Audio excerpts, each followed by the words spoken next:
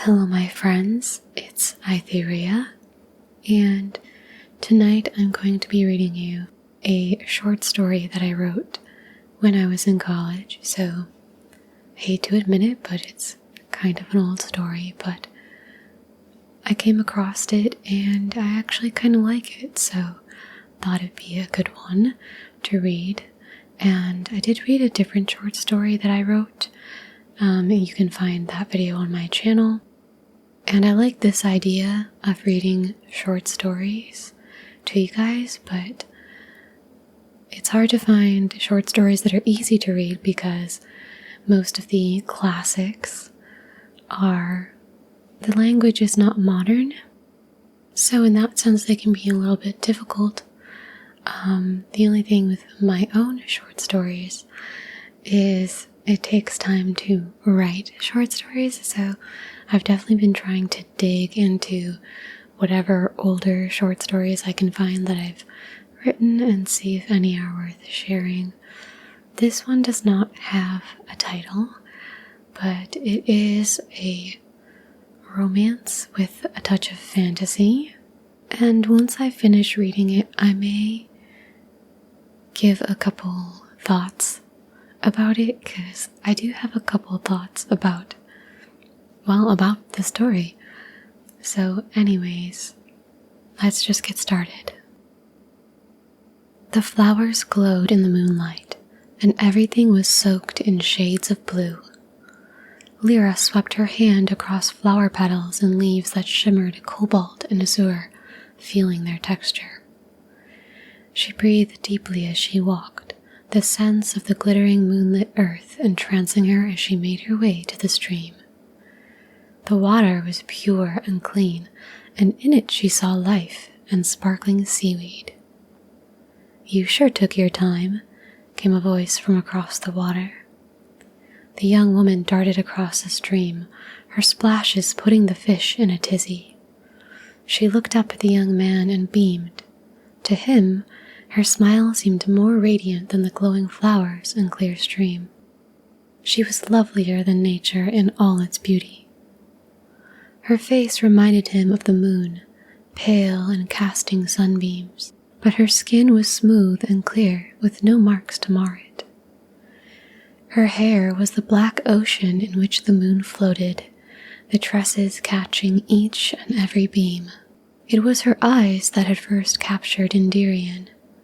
They were pale silver, almost colorless, yet somehow vibrant and striking.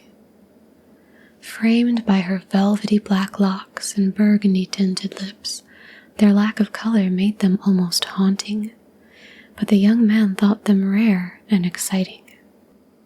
"Were you waiting for me?" she asked. "Of course, and I wish you would come more quickly. We only have so much time, Lyra." "Indirian," Lyra breathed, pressing her head against his chest. He enclosed her in his arms. "I'm sorry. My family has company and they're sleeping in our living room. It was difficult to open the door without making a sound. You should come with me." "And leave my family? I don't know if I can." "But what love do you hold for them? I remember what you said, that your father and your brothers hunt my kind and that you don't see eye to eye, that you wish they weren't your kin." "I guess I'm just afraid to leave. It's the only place I've ever been. It's all that I know. And I also don't want to leave my sweet Luna." Indirian rolled his eyes. "You really think I wouldn't let you bring your dog?" "I'm worried she'd be sad in a different place," Lyra explained. "Don't worry. The Fae realm is a dog's paradise. She'll be fine with you by her side." "Okay. Tomorrow, I will come with you. I need some time to gather my things. Meet me in the first moonbeams." He kissed her fervently and smiled widely. "Finally, you'll be with me." "Honestly, I'm surprised you didn't ask before. I would have, but I didn't want to assume your feelings were that deep." Indirian picked Lyra up, twirling her around with glee. "Oh, please. I told you the first time we kissed. You and I are meant to be." Lyra carefully opened the door to her house, her hand turning the knob with the slowest of motions to be certain she wouldn't make a sound. Successful in her motions, she pushed the door open and entered the dark living room. Guests, visiting relatives who lived a 2-day journey away, slept on the couches. She was thankful that her dog, Luna, had recognized her right away and hadn't barked. There were times before in which she had, and Lyra had to rush to her bedroom and feign sleep. She tiptoed through the sleeping guests and made her way to her bedroom in the back of the house. A sigh of relief passed through her lips upon reaching her bedroom door, and she pushed it open almost carelessly. She planned to pack a few articles of clothing, hide her travel bag, and go to sleep. A plan that was thwarted by the figure of her father sitting in a chair next to her empty bed. "Where were you?" he asked, his voice dangerously quiet. "I had a nightmare, so I went outside to get some fresh air." "You went there, didn't you?" "There?" Lyra asked, feigning ignorance. "To the place where the worlds meet." "Father, I don't know what you're talking about. I told you I had a bad dream, so I took a walk around the yard." "Stop lying to me," Lyra's father exclaimed, his voice roaring the word lying. I saw you with that thing. Oh, you plan to leave with him, eh? Tomorrow night, was it? I'll be making sure you won't meet with him ever again." "What do you mean?" Lyra asked, her heart a heavy stone plunged into a cold river. She didn't want to hear her father's reply, so she kept talking. "And he isn't a thing. He looks just like us, and he is just like us. You're just afraid of him, aren't you? Afraid that he has powers that you can't explain and that you will never wield." "Afraid? Of course I'm afraid, and I'm especially frightened for you, Lyra. Do you know what the Fae do to humans? They eat them. How do you think they stay so young? This is his plan for you. He's gained your trust, lured you away from the family that would protect you, and you believe him. He looks just like us. Wait till you see his true form." "You're wrong," was all Lyra could manage. "You're not going to him tomorrow," her father said, and left the room. Lyra packed her things angrily, throwing clothes from the wooden dresser beside her bed into her bag haphazardly. Her father protect her? He was the one trying to pawn her off to every man in town. He talked her up, using her rare silver eyes to sell her like some priceless gem from a pharaoh's tomb in Egypt. Lyra was forced into beautiful gowns her family could barely afford in order to meet these suitors whose gazes would avoid her rare eyes and instead travel the length of her body. The nicer ones gave her the courtesy of looking at something other than her cleavage. All the while, her mother stood by quietly. Lyra didn't know how her mother felt about her father's auctioning of her child, but her mother would always go along with everything he said. Lyra hated her for it. Did she have no voice of her own? Her father didn't care about protecting her at all. He just didn't want to lose a potential sale. It didn't take long for Lyra to pack. All she really needed was clothes and a few items for her personal hygiene. She didn't have anything of sentimental value, for her parents had never given her a reason to feel sentimental. It didn't matter to her what her father said. She would be leaving with Indirian. There was nothing her father could do to stop her, unless he planned to tie her to a chair. Finished with packing her things, Lyra changed into a nightgown and tried to fall asleep. She tossed and turned, thinking about the day to come, worrying about what her father might do, but feeling excited at starting a new life with Indirian. With thoughts stumbling through the corridors of her mind, Lyra drifted into sleep.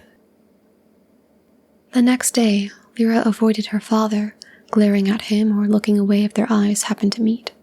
She refused to eat at the dining table with her 3 older brothers and her parents, instead taking her meals to her room.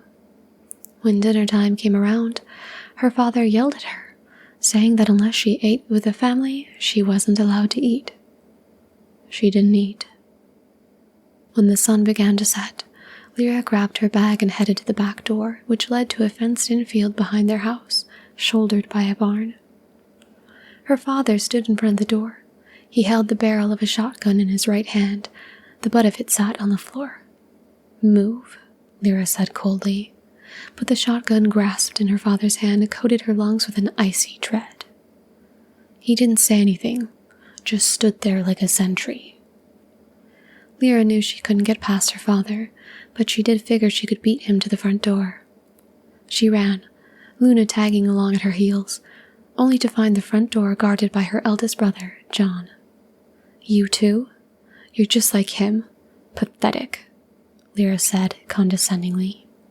"I'm not pathetic," John growled through his teeth. It never took much to set him off. "Oh, really? Then why don't you come up with your own values and opinions rather than blindly believing everything your father tells you?" Lyra walked away, ignoring John's indignant sputtering and cussing. It wasn't the first time he'd called her things like bitch, but hopefully it would be the last. She walked into her bedroom, slamming the door after her dog followed her in, and locking it behind her. Lyra sat down on her bed and put her face in her hands. She took deep breaths, trying not to cry out of anger and frustration. She would leave this house and go to the Fey world with Indirian. Her thoughts were racing as she tried to think of a way out. The setting sun pierced her eyes through the window. The window. Lyra fumbled at the latch on her window. Undoing it, she pushed the 2 doors of the window open. Luckily, her whole house had only 1 floor, so it would be easy for her and Luna to jump out without hurting themselves. Free from the confines of her home, Lyra ran as fast as she could past the field and the barns, heading toward the stream at the very back of their property. She kept looking back over her shoulder, worried that her father was pursuing her. Their property being so big, the run was a long one, and Lyra began to wonder if she should have grabbed a horse. She'd thought about it, but she didn't want it to wander off after she'd crossed over to the Fey realm. Lyra made it about 3/4 of the way to the stream when she saw someone exiting the back door of her house. It was too far away for her to tell, but she was sure it was her father. The figure ran into the stable and reappeared on horseback. Lyra pushed herself even faster. She was already tired from running such a long distance. She didn't think she'd be able to go much faster. She really should have taken a horse. Who cares if it gets lost? Lyra's father pushed the horse to its full speed, and the gap between them was visibly closing. When she reached the stream, her father had almost caught up to her. He was close enough that Lyra could have yelled to him. She dashed through the stream with Luna and collapsed to her knees on the other side. Indirian wasn't there. She didn't know how to get to the Fey world herself, and her father would somehow get in the way even if she could. She needed Indirian's help. Her father slid off the horse, that same shotgun from earlier still in his hands. He planted the stock in the ground. "Well, looks like there's nothing to worry about. Your Fey man stood you up." "If that's the case, then you can go home now," Lyra panted. Her father's reply was cut off by Indirian's appearance as he emerged from the forest behind the stream. Indirian saw Lyra sitting on the ground, breathing heavily, and a man with a shotgun. He seemed to suddenly appear in front of Lyra. No visible movement on his part could be seen. "Who are you?" he demanded. "What do you want with her?" "I think that's the question I should be asking you," Lyra's father said, raising the shotgun and pointing it at Indirian's chest. "She is my daughter, after all." Lyra stood up and made to place herself in front of Indirian, but he held her back. "He won't shoot me," Lyra whispered in his ear. "Please, you're in danger. And if you stood in front of me, you would be. As if I would ever let that happen to you." "Father, that's enough. I'm going with him." Lyra whistled for Luna to follow her. "Let's go, Indirian." Lyra made for the forest that Indirian had emerged from. She didn't think her father would actually shoot either of them, so all they had to do was cross over and they'd be safe and together. Indirian followed, walking backward while shielding Lyra, always keeping his eyes on the shotgun. When they reached the spot Indirian had come from, he stopped them. "Right here," he said. "Hold on to me and Luna, and then walk forward." Lyra grabbed Luna's collar and Indirian's hand. She made to step forward. when suddenly Indirian was on top of her, his body curling around her like a shell. After that, she heard the deafening burst of the shotgun accompanied by the smell of sulfur. The back of her arm burned as if on fire. Indirian's grip loosened and he sank to the forest floor. Lyra dropped to the ground next to him and tenderly lifted his head onto her legs. His back was bare. He rarely wore shirts, and from between his shoulder blades came a volcano of blood, but the wound spread over most of his back. Lyra could see tiny round balls of shot throughout, like charcoal sprinkles on a red frosted cake. Her arm stung and bled with the spray of shot that Indirian hadn't been able to cover.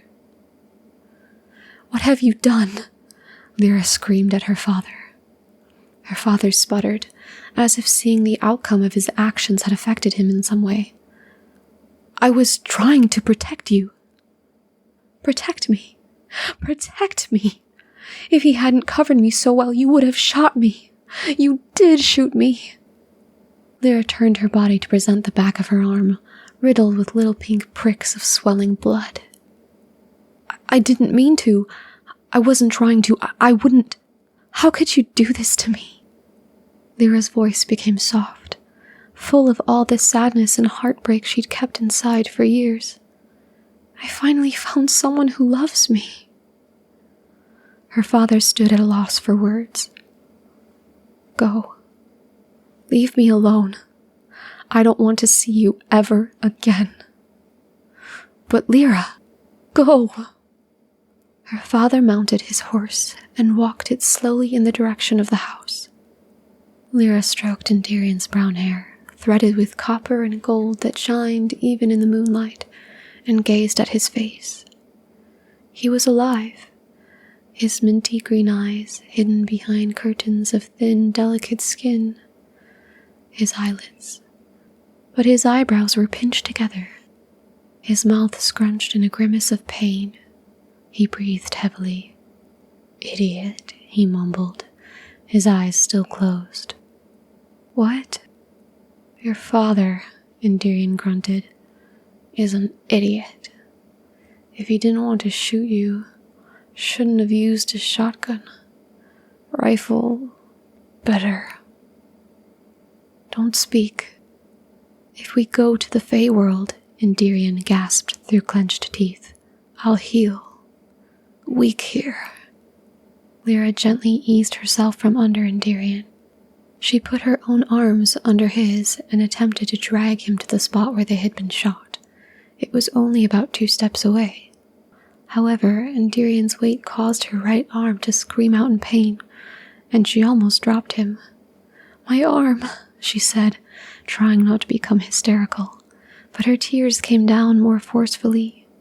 Her wounded arm was about to give out, so she quickly laid Indirian back on the ground. "Luna! Indirian, can you grab onto Luna? She can drag you to the spot and then we'll go and we'll be fine." But Indirian's hands didn't hold even the strength to clutch a dog's fur. Lyra felt like she would scream in frustration at her helplessness. They were so close to the entrance, 2 steps away.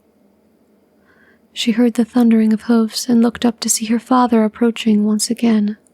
She stood protectively in front of Indirian, who was drifting in and out of consciousness. Her father dismounted from his horse and approached them.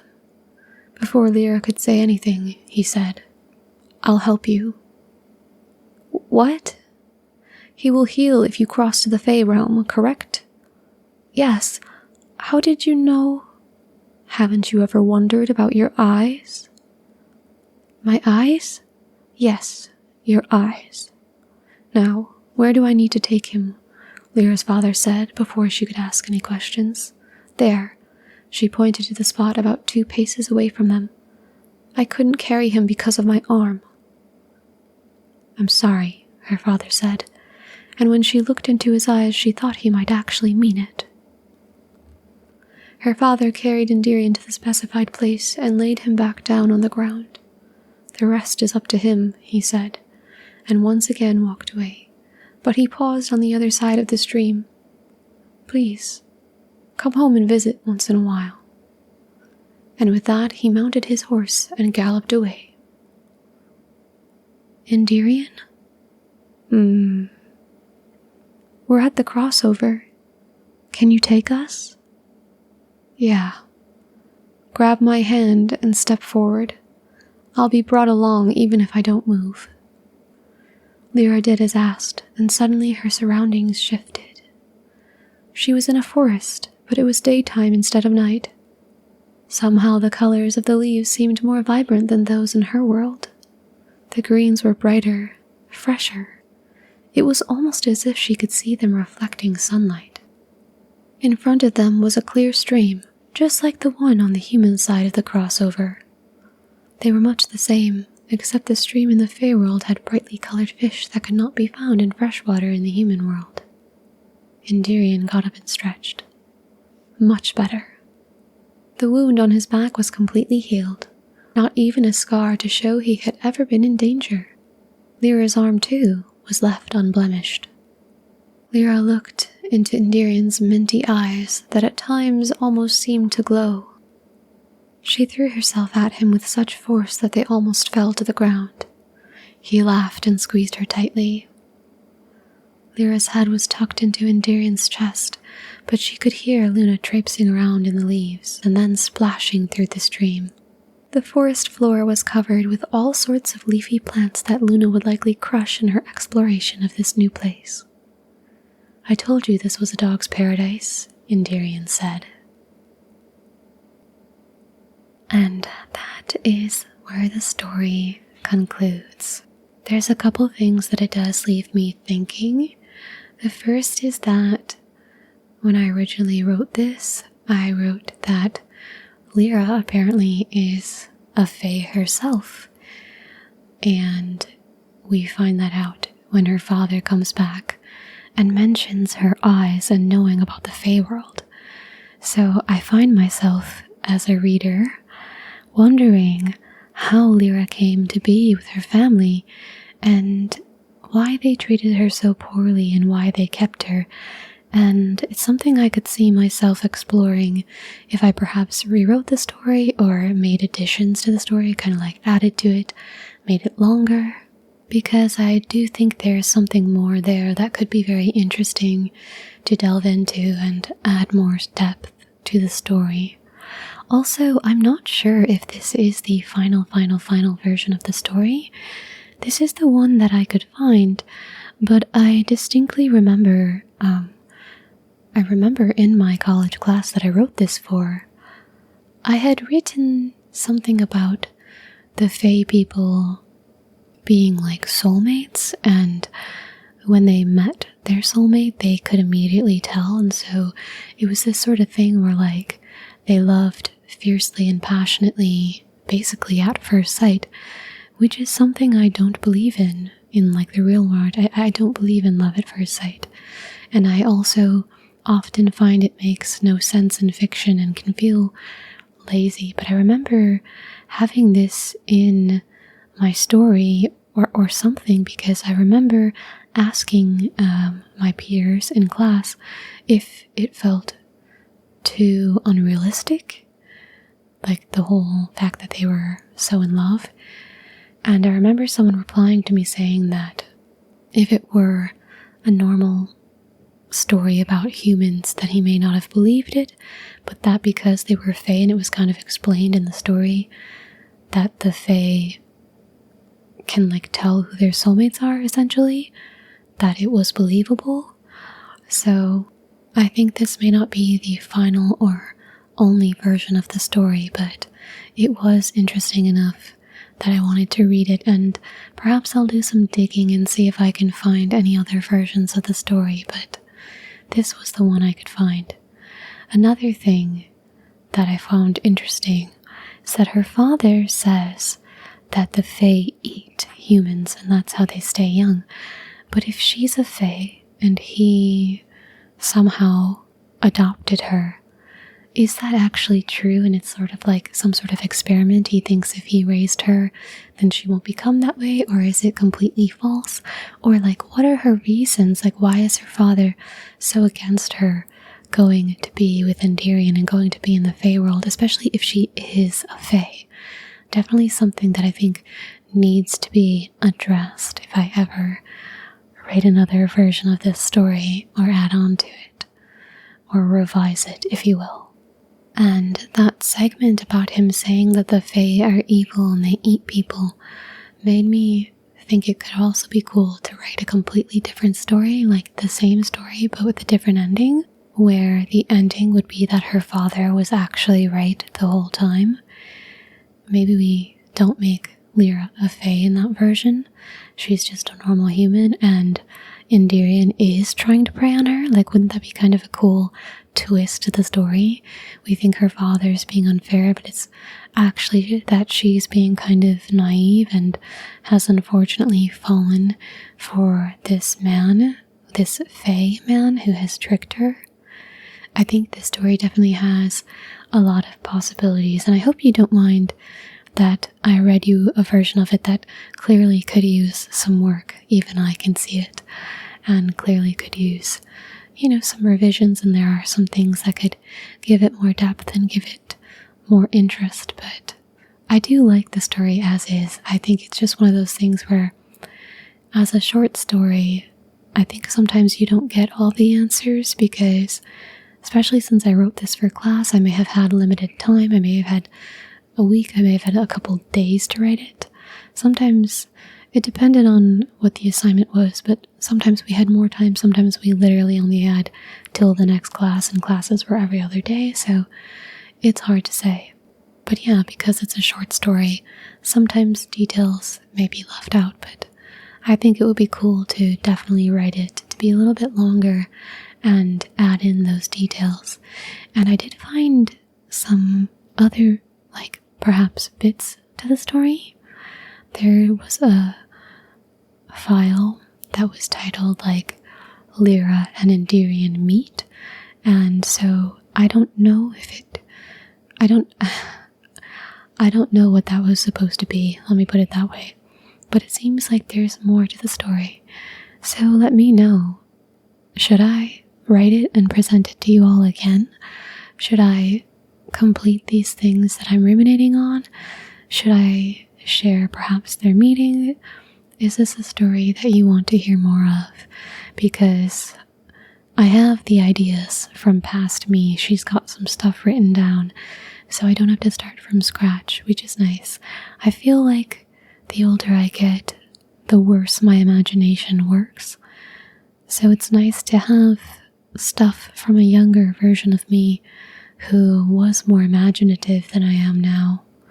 But I hope that through writing more, since I do think it's fun to kind of do these short stories for ASMR, it's like a muscle that needs to be trained, and I haven't trained it in a long, long time, so it is not as strong anymore.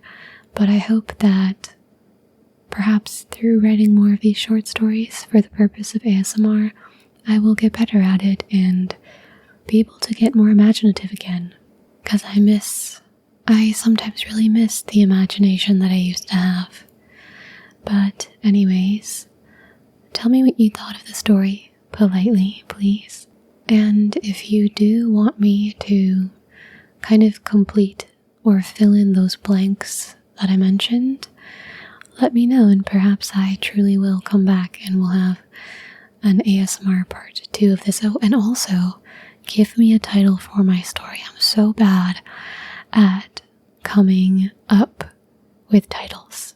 I don't know why, but I'm just terrible at it. So, anyways, I hope you enjoyed, and I hope you sleep well. Good night.